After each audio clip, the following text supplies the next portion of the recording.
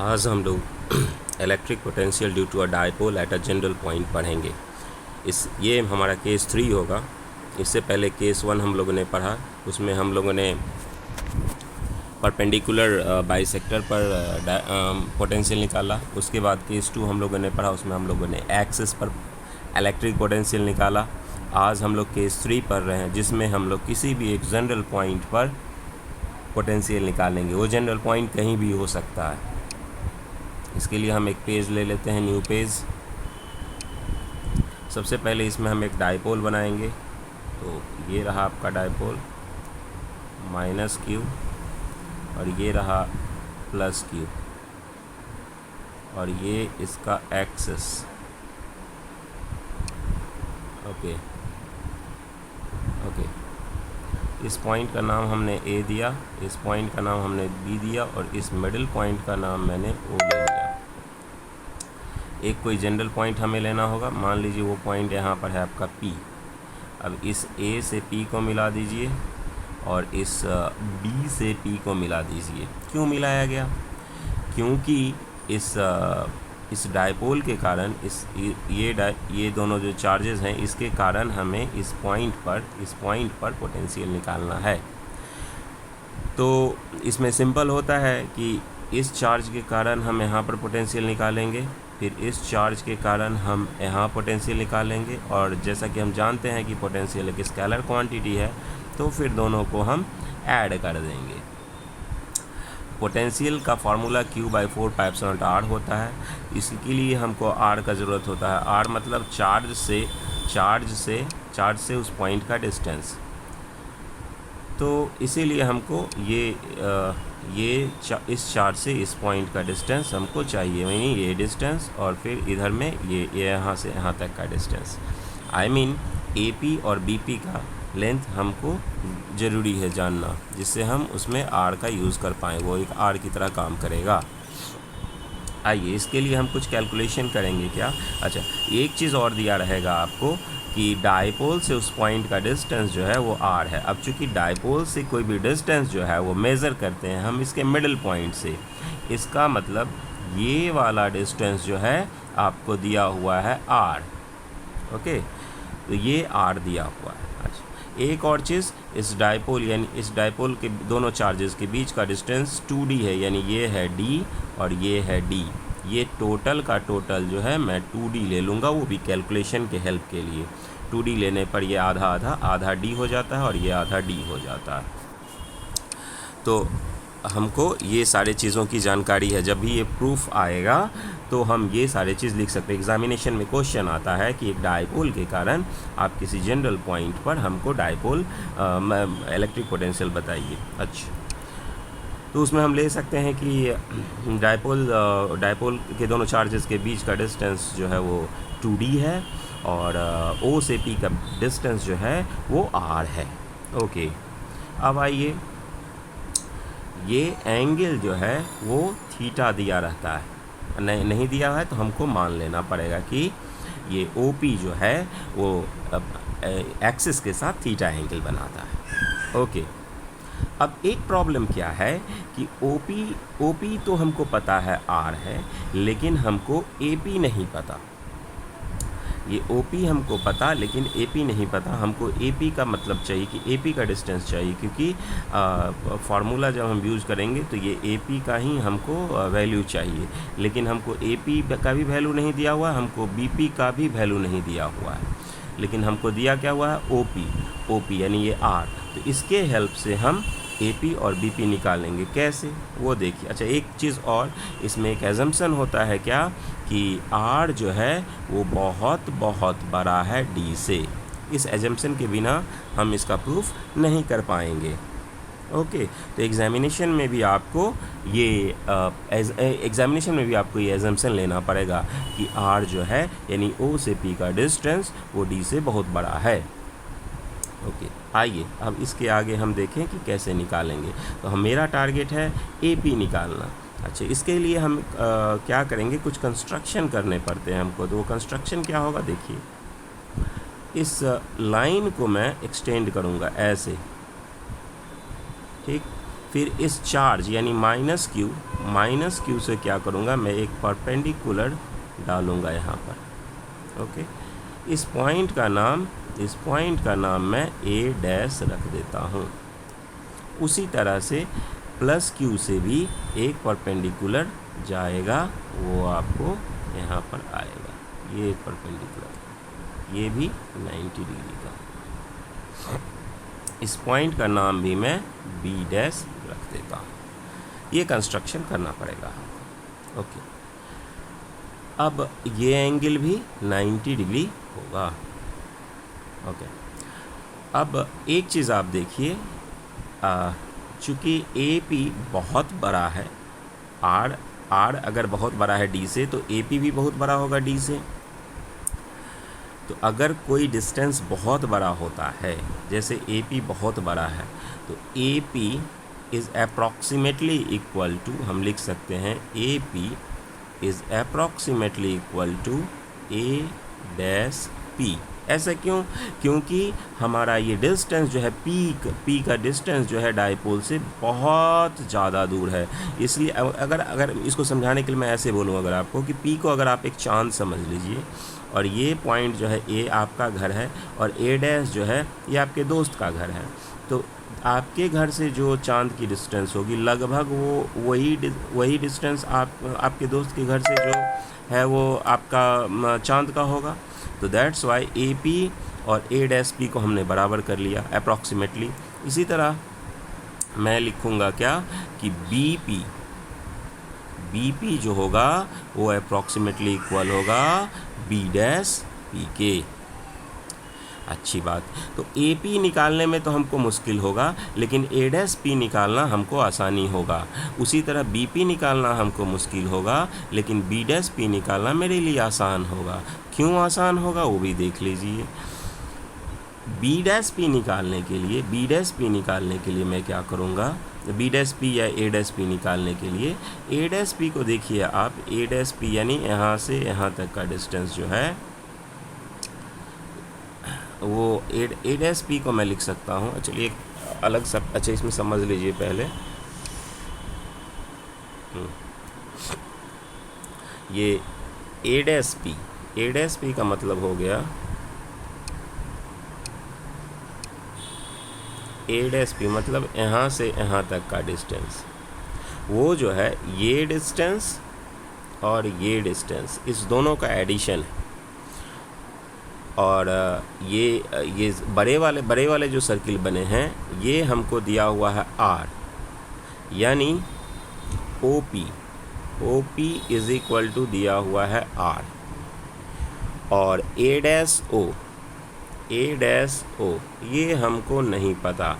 अगर ए dash O यानी ये वाला छोटा सर्किल जो देख रहे हैं आप, इसका डिस्टेंस जो, इसका डायमीटर जो होगा वो, और ये वाला जो बड़ा सा सर्किल देख रहे हैं आप, इसका डायमीटर जो होगा वो, इस दोनों को अगर मैं जोड़ दूं तो मेरा ए डैश पी निकल जाएगा। ओ पी तो मेरे को पता है ये है आर, ए डैश ओ हमको निकालना पड़ेगा। ए डैश ओ कैसे निकालेंगे ये आप देखिए। ए डैश ओ निकालने के लिए हम क्या करेंगे कि छोटा ट्रायंगल को हम कंसीडर करेंगे। कौन छोटा ट्रायंगल? तो ए डैश और ओ, छोटा ट्रायंगल में हम ए डैश और ओ लेंगे।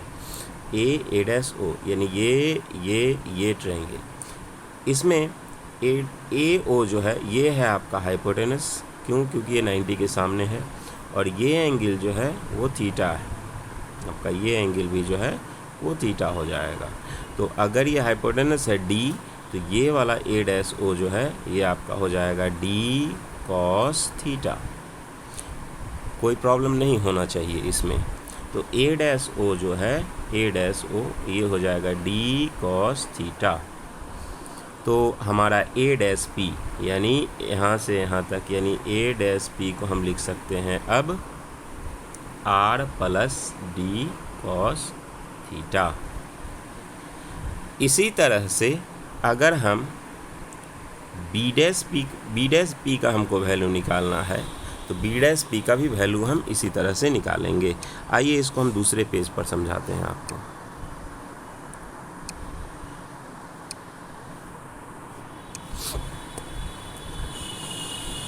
तो बी डैश पी हाँ, ये मेरा था डायपोल माइनस क्यू, ये था प्लस क्यू, और ये है आपका, ये है पॉइंट आपका P, और ये रहा आपका ऐसा, ये है A, ये है B, ये है O, और यहाँ से हमने ये परपेंडिकुलर डाल दिया था, तो इस पॉइंट का नाम हमने B डैश रखा। ओके, अब हमको चाहिए क्या, B डैश P। अच्छा, B डैश P जो है वो OP, B डैश P को हम लिख सकते हैं OP माइनस OB डैश। आप देखिए आसान है समझना। B डैश P जो है वो ये डिस्टेंस, ये, और हमको अगर इस पूरे डिस्टेंस में से इस छोटे से डिस्टेंस को माइनस कर दूं तो ये निकल जाएगा। तो OP तो मेरे को दिया हुआ क्या, R, और OB डैश जो है ये OB डैश, ये छोटा सा पार्ट जो है ये उसी तरह से निकलेगा जैसे हम पहले निकाले थे। कैसे, देखिए, ये D है, ये थीटा है, तो ये जो हो जाएगा वो हो जाएगा आपका D cos थीटा, यानी OB डैश जो हो जाएगा वो हो जाएगा D cos थीटा। तो B डैश P भी हमको निकल गया, B डैश P जो है वो निकल गया हमको R minus D cos theta. Okay, एक बार हम लोग देख लें कि क्या क्या हम लोग निकाले हैं।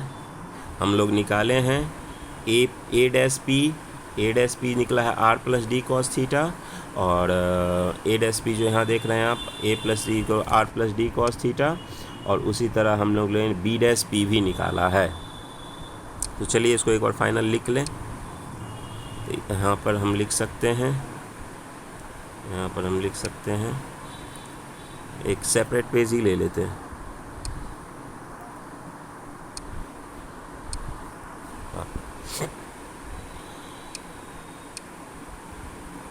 तो हम यहाँ लिख सकते हैं A dash P is equal to R plus D cos theta, और B dash P is equal to R minus D cos theta, और ये आपका माइनस Q और ये आपका प्लस Q। ये रहा आपका पॉइंट, और ये रहा, ये A, ये B,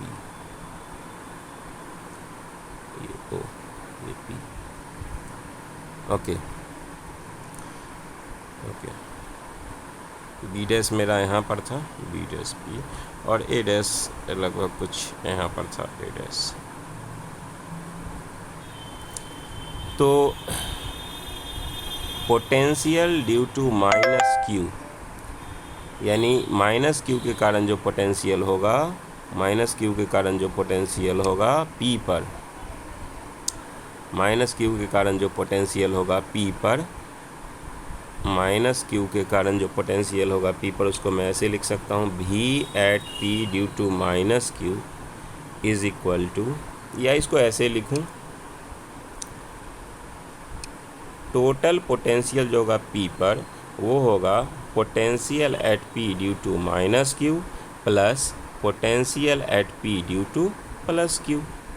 माइनस Q के केस में हमारा ये डिस्टेंस यूज़ होगा, और प्लस Q के केस में हमारा ये डिस्टेंस यूज़ होगा। आइए एक और पेज लें, तो हम लिख सकते हैं V is equal to minus Q, यानी लेफ्ट वाला चार्ज जो है उसके कारण पोटेंशियल होगा minus Q by 4 pi epsilon naught R plus D cos theta, और प्लस वाले के कारण हो जाएगा Q by 4 pi epsilon naught R minus D cos theta.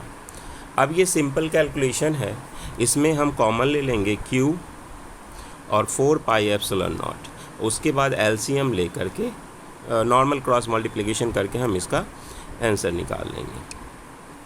तो आइए, V is equal to Q by 4 pi epsilon naught यहाँ पर -1/r plus D cos theta plus 1/r minus D cos theta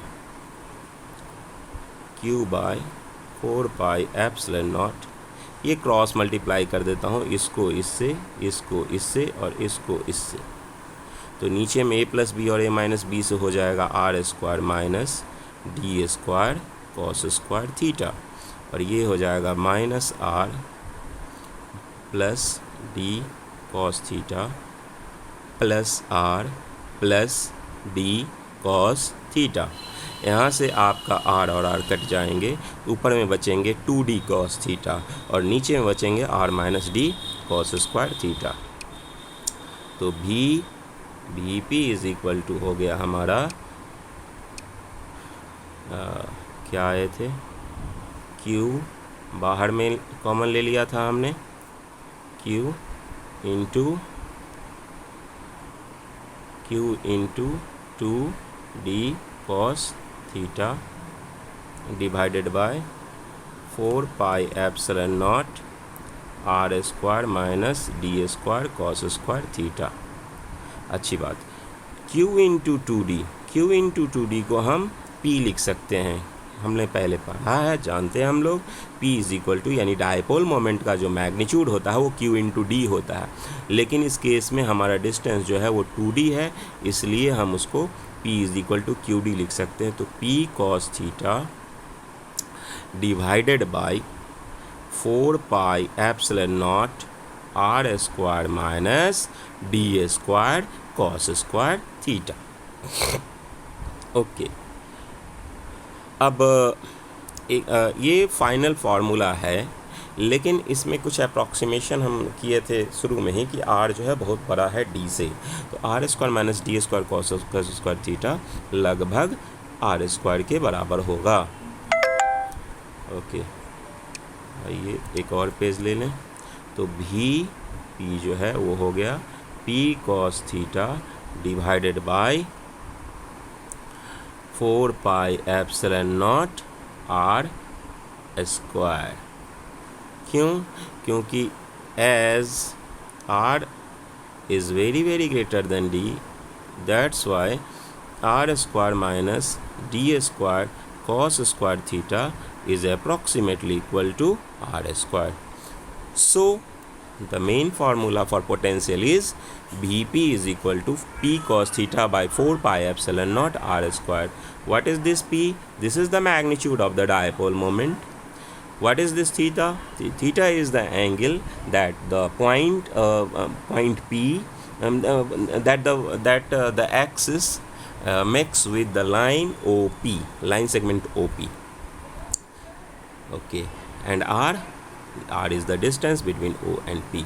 So this is the final formula. Vp is equal to P cos theta by 4πε0 r².